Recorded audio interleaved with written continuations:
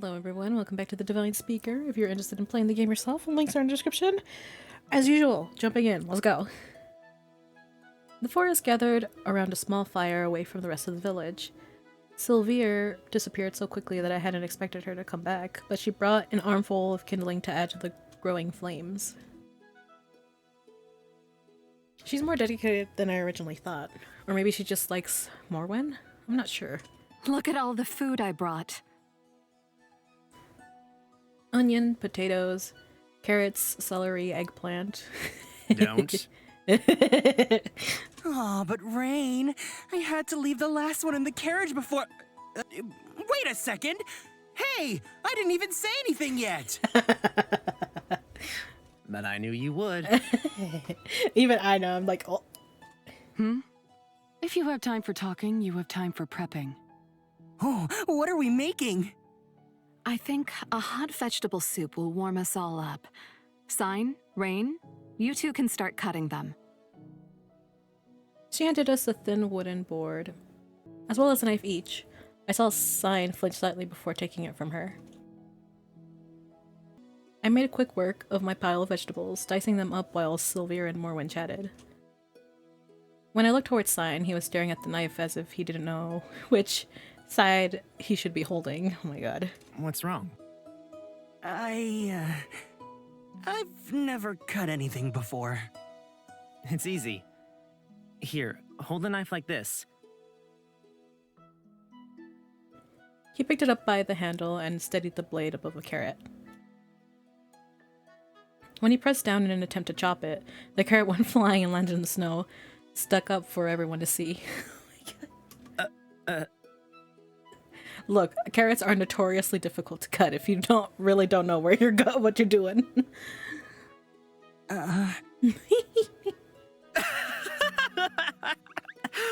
are you doing? Shut up! I just told you I've never done this before! Oh my god. I collected the runaway carrot before wrapping my hands around Signs and slowly showing him how to do something I thought was common sense. How can you do it so well? I was learning how to cook as soon as I was old enough to hold a knife. I really can't compete, can I? Come on. Let me have at least one thing I'm good at. You can have everything else. Seems fair. They're cute. Although I can think of something else you're good at. Oh? Getting into trouble, duh! What were you thinking, you perv? I can't believe I called out. I'm so happy to see you two getting along again. You shouldn't baby them, Morwen. I'm not babying them. Am I not allowed to feel as if my son has brought home someone to meet me? Aww. I suppose in that kind of situation, hypothetically, you'd have to be my wife. Oh my god, she blush! Oh my god. That was enough to shut her up. Oh my god. Between the two of us, we finished cutting the vegetables and dumped them into a pot of water and herbs that Morwen had prepared. I stirred the pot while the others chatted quietly. It was peaceful. It felt almost like home. Once the meal was finished being cooked, we all sat by the fire warming ourselves and drinking. It was a simple flavor, earthy but incredibly tasty. It warmed us up from the inside, out in the snow. Morwen was especially careful as she sat down. Oh, wow! This is delicious! Should I feed you? I brought a spoon to his lips and he happily ate it all. Get a room. Oh, don't be jealous, Sylvia. Here, I'll do it for you too. Oh my god. She slowly brought a spoon to Sylvia's... Okay. She slowly brought a spoon to Sylvia's lips, whose eyes darted between Morwen's face and the spoon before finally accepting it. Ah. Not a word. Oh my god. Get a room! For a while longer, we ate and talked and laughed. It was a moment's respite? I don't know, I forget how to say this word. And one I appreciated more than anything. Oh my god, is it those two now? Two men watched as one by one the rest of their party left until they were suddenly alone. Ayaz! How long are they going to be? If we have until nightfall, what am I going to say to him? At first they stayed in silence. Both had a lot they wanted to say, but neither had the guts to say them. Even though they'd both dreamed of a situation like this, now that it was real, they both hesitated. Eventually, surrounded by an awkward tension, Caspian pointed down the road. Shall we, take a walk? If that's what you want. There was a distance between the two of them that was much more than a physical issue. Both had made mistakes and both had been stubborn. But neither had forgotten. With a sigh, Caspian kicked at the dirt beneath his feet. What have I gotten myself into? Gods and speakers, a son I thought long dead. Even you're here. I thought all of this was long behind me, but it's all been thrown back in my face. I suppose I should have expected something like this to happen eventually. The past really hates staying in the past, doesn't it? Sorry, I'm rambling. Yes, you are. It was tough trying to get any words out of Emil's mouth. It was like he was so shut up in his own head that when he actually responded, Caspian couldn't help but feel excited. I guess I left my wish for adventure in the past, at least. This is all more than I ever asked for. You were the one that was obsessed. Isn't this right up your alley? I wasn't obsessed. I was just bored. Obsessed. Bored, but come on, you don't think all of this is crazy? Obsessed, and yes, it's crazy. Emil let out a quiet sigh, suddenly stopping in his tracks. Caspian turned back over his shoulder, and for a split second he swore he saw the young man Emil used to be. He smiled. How could he not? Watch out! What? What's happening? Out of nowhere, something suddenly came flying through the air towards Emil. Without a second thought, Caspian leapt in front of Emil, pushing him out of the way of the incoming projectile. What's happening? The force was too much, though, and they both fell to the ground with a thud. The item in question fell beside them. A small ball. Oh. Oh! Perfect. Phew, that was a close one. Oh my god, you two. Yes, because I would have simply died if a ball hit me. What would you have done if it was something dangerous? Probably done the same thing. The same thing. Emil frowned, as if the answer unsettled him for some unknown reason. His face was becoming redder and redder by the second, and Caspian finally noticed their predicament. Can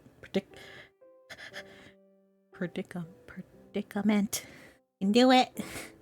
Predicament. He hung over the top of his old lover, their bodies closer than they had been in nearly 20 years. He couldn't help but gaze at him as if no time had passed at all. Below him was Emil, his Emil, the Emil he had grown up with, the Emil he had fallen in love with. Stand up already. What's wrong, young master speaker? Oh. Worried about a little bit of dirt? Oh my god. She's really pretty, what the fuck? Before Caspian had any chance to react, Emil's arms wrapped around him and pulled him in close. He faltered for a moment before hugging him in return. Are these the ones that, in the end, they're gonna be the less drama of the couples? His hand grasped at Emil's tightly, much taller, broader, bigger than he remembered. Yet, he was still Emil. The voice that came out of Emil was hard to distinguish, somewhere between a laugh and a cry, like his emotions didn't know how to deal with a situation like this. Look at me. I'm not young anymore. You know I hate it when you call me that. You might have grown a little, but you're not so different after all. You'll always be a young master speaker in my heart. You're as much of a flirt as you were back then. Maybe that's the only thing that stayed the same then. I'm no leader, no prince. Not anymore. But maybe I'm still enough for you. Is that wishing for too much? I'm sorry. I'm so sorry. Oh my god. I swear to god, if they're the easiest of the couples to actually get it over with. I guess it feels that way because they just met again. So it's like At this point, it was just their stubbornness making it really impossible for them to like reconcile. But now they're just like, let's just talk about our feelings. It's gonna be so easy. I hope so.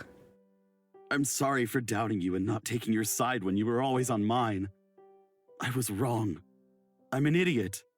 You're doing this in in broad daylight in plain view of everyone, too. I'm sorry for abandoning you and blaming you for everything when it was my fault. Oh, Emil. Caspian tried to shake his head, but he was being hugged so tightly to Emil that he could barely move. No, I was wrong too. If I'd only made an effort to see it from your point of view, we would have been able to work it out. I know it. Maybe we could start over. Just one more go at getting along. Like we used to. If you'd have me. Did we really get along back then? Oh my god, they're so cute! Oh my god, what is wrong with me? Those days are my fondest memories, Emil. Because of you. His arms tightened and Emil buried his face into the His arms tightened and Emil buried his face into Caspian's shoulder. Tell me, how is Arala? I heard from Rain that she runs an orphanage now. I haven't seen her since she was fired. I was too ashamed to face her. I always wished I could have at least said goodbye and that I was sorry. Me too. Perhaps, if we both survive this, we can go see her together. Are you going to let me go now? Just a little longer. A little longer. Damn, that was so good.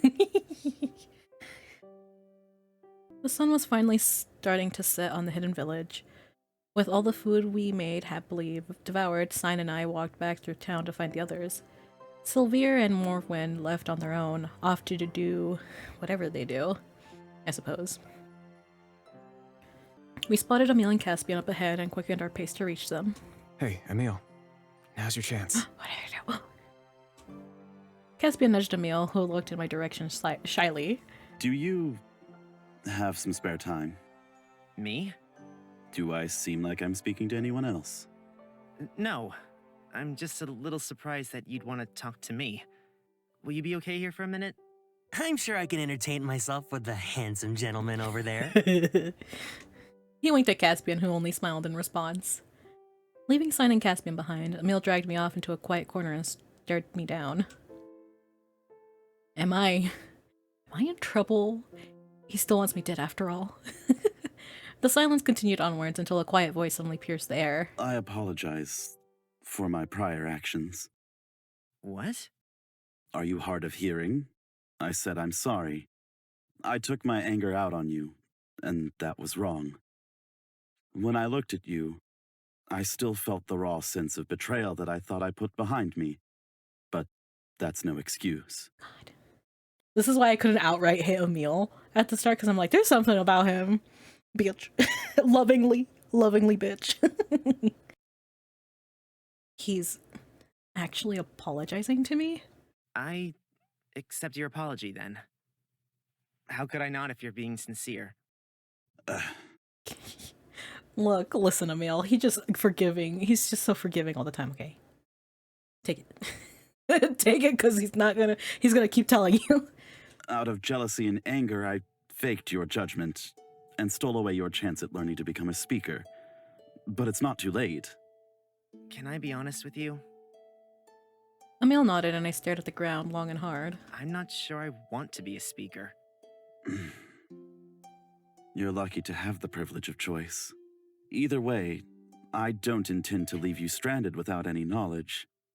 I'll teach you, if you agree. It'd be a good idea, right? Just so you maybe can learn how to control that bit of your power gift. You know, the healing bit.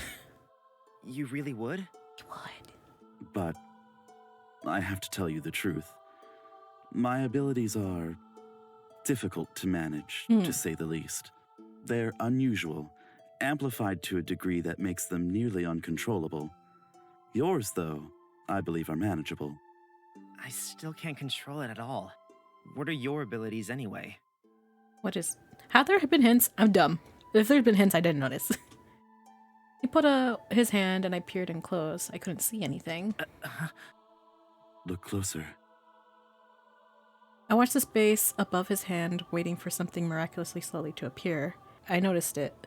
A slight haze over his palm that distorted the air around it. Illusions, hallucinogens. Changing one's perception of reality, distorting the line between what's real and what's imaginary. I didn't read the achievement, by the way. That's amazing. How does it work? How amazing it would be if I could tell you, Rain. Oh, well, also because he had a shit teacher, so he probably could have learned how to control it and use it pretty well. His teacher was just shit. You know, the one that became like a god and just is a lot fucking crazy, you know. The one that calls him the god of all gods. Bitch. Not lovingly. All I know is it affects the air around me. If you breathe it in, then the hallucinations will affect your mind. Is it useful? Perhaps, if I could master it. So, what can your hallucinations do? I can cloak myself and remain hidden, or hide objects in plain sight. It creates an air around me that can influence people's views. And all I can do is hurt myself. Emil shook his head, smiling slightly at the same time. You've got a powerful gift that can be used for good. I'm almost certain there's more to it than you don't understand. From between Emil's layers of clothes, he pulled out a small pocket knife. He raised it to the tip of his finger and pricked it. Try to heal it. Tentatively, I reached out towards him. When I touched his hand, nothing happened. It's no good. I'll never be able to control it. There must be some common link between the times it's activated. Think hard.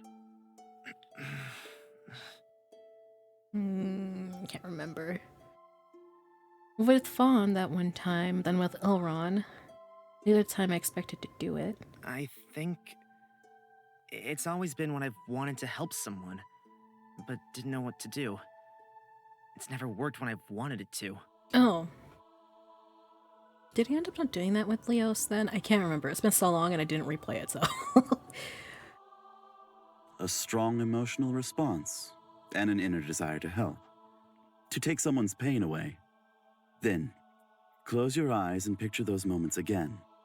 Think of the one you truly love, writhing in pain. Reach out towards them, but don't try to heal. Try to comfort. In my mind, I saw a sign. Small, vulnerable hurt. I reached out, but a blazing light appeared between us, impenetrable. It's no good.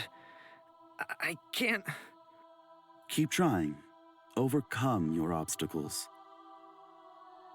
I pushed against the light with my hands, my arms, my entire body.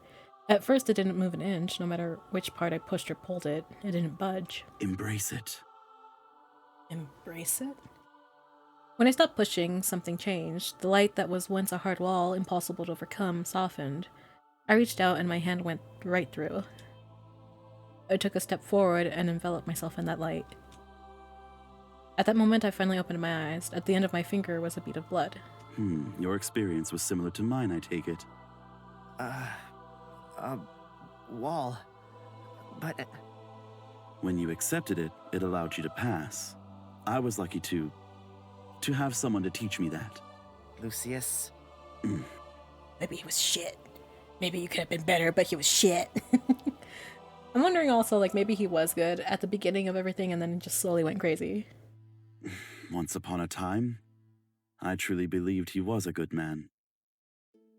Even now in my mind, it's hard to imagine him any different. He was like a father to me. Who did you imagine? Well... You, Caspian? Caspian? What? No, that's not it. He blush. Oh my god, he's so pretty. Shut up me. Everyone's pretty. Everyone's pretty. Even though I heard it from Caspian already, there was something about Emil's reaction that made me instantly flare up too. Look at both of you bitches, come on. Oh. It's fine. Don't worry. Caspian, he already told me. He told you? What? What did he say about me? He said, he thought you were the Aw. one. Oh my god. That stupid romantic man. Both of you. I love you guys. With a smile, I gently tapped Emil on the shoulder playfully, laughing at his embarrassment. As my hand connected with him, my vision went white and I nearly stumbled over. Rain. I grasped my head, the whole world spinning around me. A strange feeling passed through my body, almost the same as standing out in the middle of the storm, with the wind blowing wildly around me. But instead it was contained within me. What? What is it? You gave it back. Give what back? What's happening? What? It's back. He raised his finger to me and showed me the bead of blood that had reappeared. What's happening? What the fuck? Ah, I see. I can do that? Amazing. I knew there had to be more to it. But why, though? Isn't that a dangerous ability to have? It is. I would advise you not to share this particular talent with anyone else. Anyway, this is a lesson for another day. I suppose we should be rejoining the others. It won't be long until darkness falls. Oh my god. All right. And, thank you, Speaker. I'm not worthy of that title. Come on, let's go. We retraced our steps back to where we left Caspian and Sign behind, to find them sitting side by side, chappling? The mixture of chatting happily. I was glad to see them getting along for some reason. Oberon and Varys approached from the other side, seeming in slightly brighter spirits. You two are getting along again? Don't be silly. We never fought in the first We're place. just going through some heartbreak, and you continue to do so. Right. Did anyone learn anything? Yeah. We all were dealing with our relationships. Did everyone just use the time to hang out? I mean, it was needed, to be honest.